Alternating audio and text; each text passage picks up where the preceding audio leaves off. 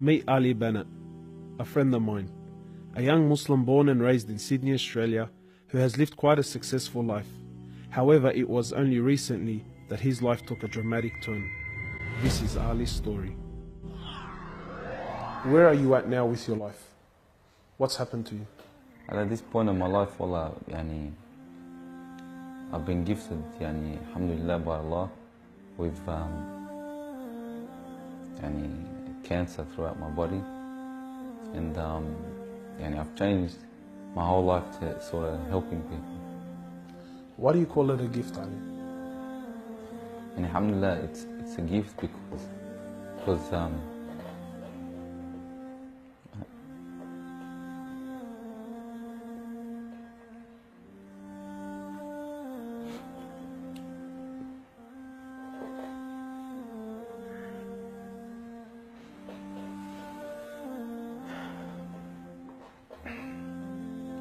and it's a gift because Allah's given me a chance to change.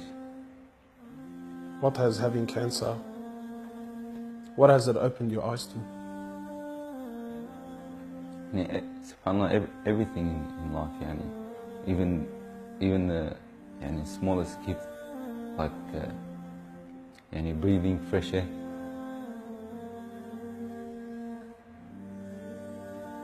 Do you feel like you used to take that for granted before?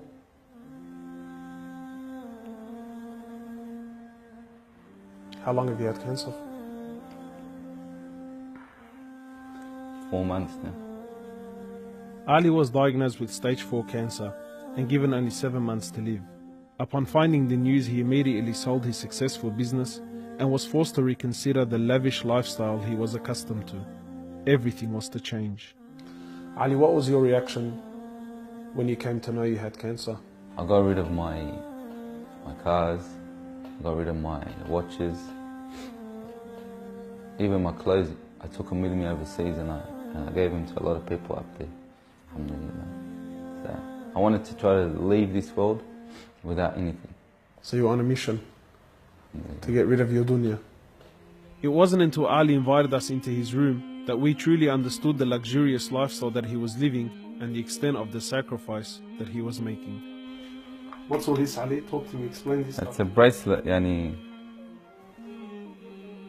costs about $60,000.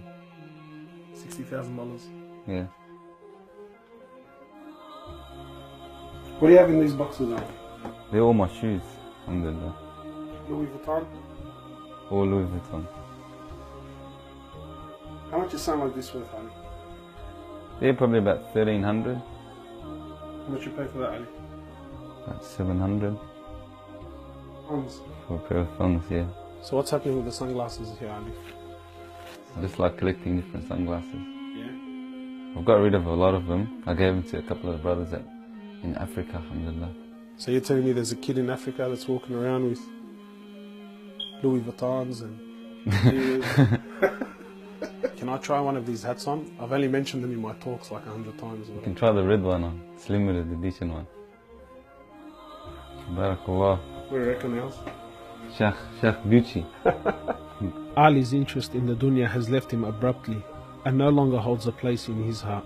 So Ali, what do you feel now, like when you look at this? And driving something like this doesn't really cross my mind anymore. It's not something I would want to do no more.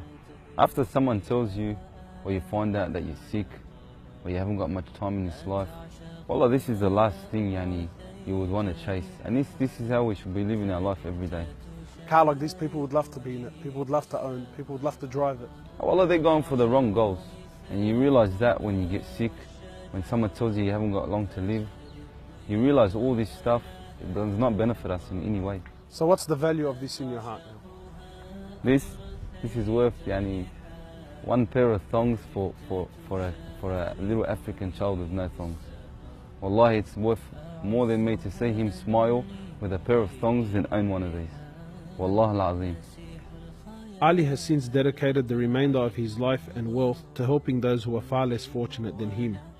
After an emotional journey to Africa, Ali has established a charity titled Muslims Around the World Project. The organization wasted no time in the construction of a masjid and a school in Africa to serve as an ongoing charity for him when he finally has to depart this world. Well, it all started from when I went to the cemetery when a brother that has cancer passed away. And I was at the cemetery and I was just thinking to myself, you know, after you go, there's nothing. There's no one there for you. No mother, no father, no brother, no sister, except for your deeds. And even your money is not going to be there for you. So the only thing that's going to be there for you is a sadaqah. And that's the only thing that's going to help you gradually through your time in the grave till you get to the ultimate destination. As the reality of death further sinks in, Ali spends most of his personal time in preparing himself for his final meeting with his Creator, Allah. The Prophet of Allah says, sallallahu alaihi wasallam, more or less, he says, he who loves to meet Allah, Allah loves to meet him. And he who hates to meet Allah, Allah hates to meet him. Are you loving to meet Allah? Because of this cancer, I've been advised by one of the brothers to take a special drug to help me with pain and stuff. And subhanAllah, it's very strong. I took a bit too much and I came into a whole different world within not knowing where I was, and it was very hard for me. And subhanAllah, I actually seen things I've never seen before. And my family were there all standing around me, and I was pointing up and I was saying, Ya Allah, take me. And it was that beautiful what I was seeing, I just wanted to go. And the next day, subhanAllah, I woke up and I was upset that Allah didn't take me.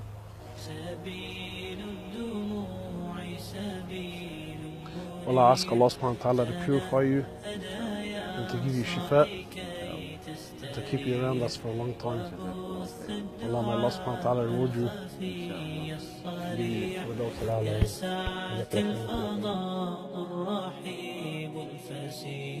سبيل الدموع سبيل مريح تنهدى